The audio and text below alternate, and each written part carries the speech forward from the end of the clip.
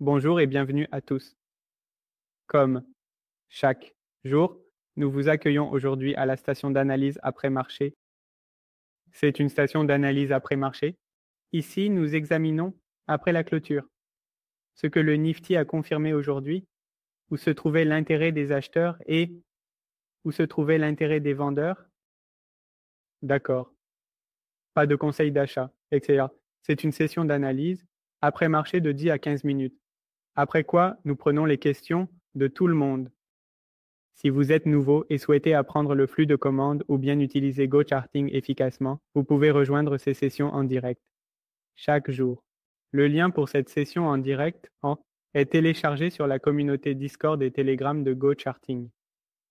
Chaque jour, avant 17 heures, si vous êtes nouveau et n'avez pas encore rejoint la communauté, le lien est dans la description, vous pouvez y adhérer. D'accord. Donc, avant d'analyser le marché d'aujourd'hui, voyons un peu la confirmation du profil de volume pour comprendre comment et où se situe la confirmation du profil de volume. Pour aujourd'hui, le tick size du Nifty est de 180. D'accord. Donc une petite structure de base est suivie depuis les 23 derniers jours comme cette zone de résistance d'hier qui a été bien respectée. Le marché d'avant-hier a pris des rejets à partir d'ici. Le T et ensuite d'ici. Ah, d'accord. De même, toute la zone de valeur d'hier était la même. Les rejets ont été pris à partir d'ici. Aujourd'hui, il y avait une zone de résistance. Depuis les 23 derniers jours, elle a été cassée, une tendance baissière est apparue, puis une autre zone de résistance s'est formée pour un jour. À partir d'ici, de bons mouvements sont venus. Un rejet a été pris à partir d'ici, puis c'était la zone de résistance du jour précédent. Et aujourd'hui, dès que cette zone de résistance a été cassée, une autre tendance baissière est apparue. Donc, les zones de résistance sont très importantes. Elles jouent un rôle significatif. Ici, nous avions marqué la zone de résistance d'hier. Ceci est la zone de valeur d'hier. D'accord. Le plus haut de cette zone est ici. Et la ligne basse est là. D'accord. Aujourd'hui, plus. D'accord. Maintenant, nous allons lire l'empreinte de 5 minutes et voir où se trouvent les acheteurs et où se trouvent les vendeurs et quel est leur intérêt.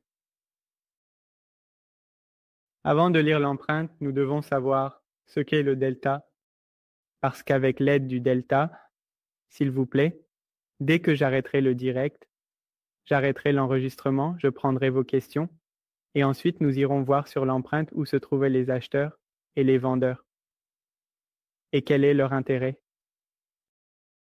D'accord? Donc, pour bien lire l'empreinte, nous devons savoir ce qu'est le delta. C'est simplement la ligne du profil de volume d'hier, c'est la zone de valeur. C'est la valeur verrouillée. D'accord? Donc, qu'est-ce que le delta? Le delta indique simplement la différence entre les acheteurs et les vendeurs. Par exemple, nous avons pris la première bougie. Regardez son delta. La ligne du haut est le delta de toutes les valeurs. D'accord. Le delta que nous avons obtenu est de moins 24, ce qui signifie que le signe négatif indique ici les vendeurs. Donc, dans cette bougie, il y avait 24 000 vendeurs de plus que les acheteurs. Et pour la bougie suivante, il n'y a aucun signe négatif et sa valeur est de 13 000, ce qui signifie qu'il y a plus d'acheteurs dans cette bougie, 13 000 acheteurs de plus par rapport aux vendeurs. La bougie est rouge, mais il n'y a pas d'activité de vente ici. La bougie est verte, mais il n'y a eu aucune activité d'achat. Le flux d'ordre nous aide beaucoup dans ce domaine. C'était la zone faible d'hier. D'accord. Maintenant, comment la valeur du delta est-elle calculée? Sur le côté droit, il y a un signe de multiplication entre chaque bougie qui est le symbole pour séparer les acheteurs et les vendeurs. Sur le côté droit, nous avons les acheteurs et sur le côté gauche, nous avons les vendeurs. Donc, comment se forme le delta? Il additionne tous les acheteurs du côté droit, puis il additionne les vendeurs du côté gauche, et ensuite il soustrait. Si la valeur des vendeurs du côté gauche est plus élevée, alors nous avons un delta négatif. Si la valeur des acheteurs du côté droit est plus élevée, alors nous obtenons un delta positif. D'accord, c'est simple. Maintenant, vous verrez deux choses. Certaines bougies ont des données assez élevées, comme 55 000, 30 000, 24 000, et certaines bougies ont des données assez faibles, qu'elles soient positives ou négatives, comme 2000, 2000, d'accord, regardez ici 6000. Donc, que signifie tout cela? Cela signifie simplement que les bougies avec un delta élevé, qu'ils soient du côté des achats ou des ventes, signifient qu'il y a beaucoup d'activité dans ces bougies. Il y a eu plus d'acheteurs ou de vendeurs. Et ces mêmes acheteurs ou vendeurs peuvent, d'une manière ou d'une autre, clarifier la direction du marché ici. D'accord, monsieur. Alors, que ferons-nous ici? Nous allons sélectionner uniquement les bougies dont le delta est assez élevé. Par assez élevé, nous entendons les bougies dont le delta est de 30 ou plus dans le Nifty. Nous allons examiner et comprendre ces bougies pour voir ce qui s'est passé. Y a-t-il plus d'acheteurs ou de vendeurs? Ensuite, nous verrons exactement ce qui s'est passé là-bas. Commençons par la première bougie. Est-ce que son delta est supérieur à 30 ou non? Le delta de la première bougie est souvent assez élevé chaque jour. Donc, si vous tradez, soyez prudent. Une chose à noter est que le delta de la première bougie est négatif et cela présente une résistance qui est la zone de la veille. D'accord, c'est le nœud de volume d'hier et le marché est à l'intérieur de cette zone. D'accord. Du côté inférieur, il n'y a pas eu de tentative d'achat, donc nous avons vu un symbole de tendance baissière. Dans la bougie suivante, il y a très peu de delta positif. C'est baissier. Si c'est au-dessus de 30, nous prendrons des mesures. Nous avons vu un autre delta assez important, autour de la valeur de 30. Comme ce que cette bougie nous a indiqué, c'est autour de 30. Cela signifie qu'il y a 30 000 vendeurs de plus dans cette bougie par rapport aux acheteurs. Le delta nous a donc indiqué qu'il y a plus de vendeurs dans cette bougie. D'accord, le delta nous a indiqué cela. Alors comment allons-nous lire l'empreinte de cette bougie? Y a-t-il plus de vendeurs? Il y a un bon nombre de vendeurs en effet. Donc, au lieu de lire du côté droit, au lieu de lire du côté des acheteurs, nous lisons uniquement ce qui est en plus grande quantité, c'est-à-dire les vendeurs. Et nous voyons quel est le point particulier où il y a plus de vendeurs. C'est le point particulier où l'activité de vente a été assez importante, c'est une petite bougie. Mais si nous prenons la bougie entière, il n'y a pas de problème.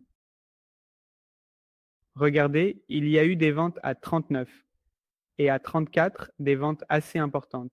Et au moment de prendre le rejet du nœud de volume d'hier, les vendeurs ont montré leur intérêt ici, ce qui signifie qu'il y a une résistance.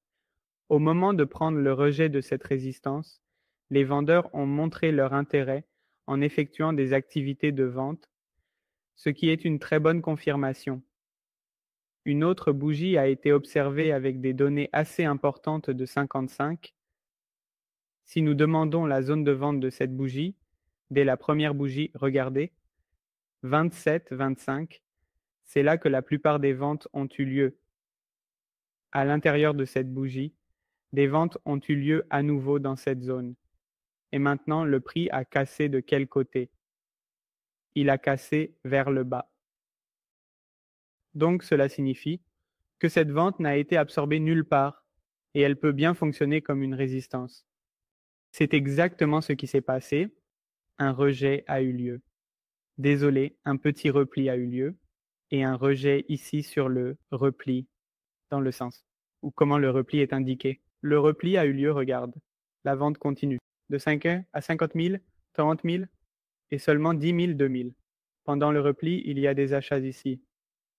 Donc cela signifie que c'est un bon repli pour trouver une opportunité de vente à découvert et qu'aucun acheteur n'est intéressé. Il y a eu un véritable repli. Il y a eu quelques tentatives d'achat. Entre 20 et 35, mais toujours une zone de vente, bien établie comme résistance. Tant que cela ne se casse pas, vers le haut, tenter d'acheter pourrait être assez insensé.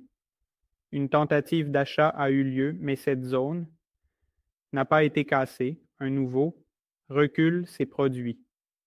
Pendant le recul, le delta négatif a commencé à apparaître à nouveau et un autre rejet a eu lieu ici. Si nous regardons le Nifty de toute la journée, il n'a donné ce mouvement qu'au début. Même dans ce mouvement, le flux de commandes a confirmé qu'il maintenait le nœud de volume d'hier. Il n'y a pas d'activité d'achat dans ces bougies, mais il y a eu une bonne vente et des rejets avec la vente. Le premier rejet a eu lieu dans les 23 bougies suivantes avec un recul et un rejet. Toute la journée, le Nifty est resté latéral, sans aucun intérêt d'achat solide ou de vente visible. Même si vous lisez, il n'y a eu aucun mouvement de prix notable. D'accord, donc ici, le mouvement des prix s'est produit avec une bonne vente et un recul. Après 2 reculs, des rejets sont venus d'ici. Toujours latéral, très latéral. Regardez et désolé de 5,40 à 5. Désolé de 5,40 à 5,80. Le Nifty d'aujourd'hui était dans seulement 40 points. Et même dans ces 40 points, nous avons vu une zone de vente, et de cette zone de vente, 2 rejets sont apparus. D'accord, c'était l'analyse du Nifty d'aujourd'hui. Jetons un coup d'œil au Bank Nifty. Le Bank Nifty était complètement opposé aujourd'hui. Donc cela pourrait être une raison pour laquelle le Nifty était latéral aujourd'hui. Car le Bank Nifty était haussier. Et dans le Nifty, nous avons vu qu'il était baissier. Donc les deux configurations étaient opposées. Aucun mouvement n'a été pris. Comment le Bank Nifty était haussier, je vais vous l'expliquer. La première bougie a eu lieu avec une bonne quantité d'achats à l'intérieur. Regardez, un delta positif de 14 et un bon achat. C'était la zone d'achat de 15 à 16. D'accord. Une autre tentative d'achat a eu lieu, un achat de 25, et ici aussi, si nous regardons l'achat, le plus grand achat était de 10, et un achat de 14 et un achat de 16. Donc, si nous extrayons une zone où le plus grand nombre de tentatives d'achat ont eu lieu, c'était cette zone. Un recul s'est produit, un petit mouvement à la hausse a été observé, puis le Bank Nifty est également resté complètement latéral à la clôture, il a montré un mouvement. Mais il est difficile de prédire ce mouvement tant que cette zone d'achat n'est pas cassée. Et d'accord, donc le Bank Nifty était complètement opposé, avec seulement 2 deltas d'achat observés. Après cela, il n'y a eu aucun volume nulle part. Dans cette bougie, il y a eu de la vente. Nous ne pouvions rien faire. C'était la zone de vente de la banque, à partir d'ici. Il y a eu légèrement 12 rejets, mais le Nifty était complètement baissier et le Bank Nifty complètement haussier avec 10 de chaque côté. Aujourd'hui, c'était en orange. D'accord? C'était la session en direct d'aujourd'hui. Si quelqu'un a encore des doutes,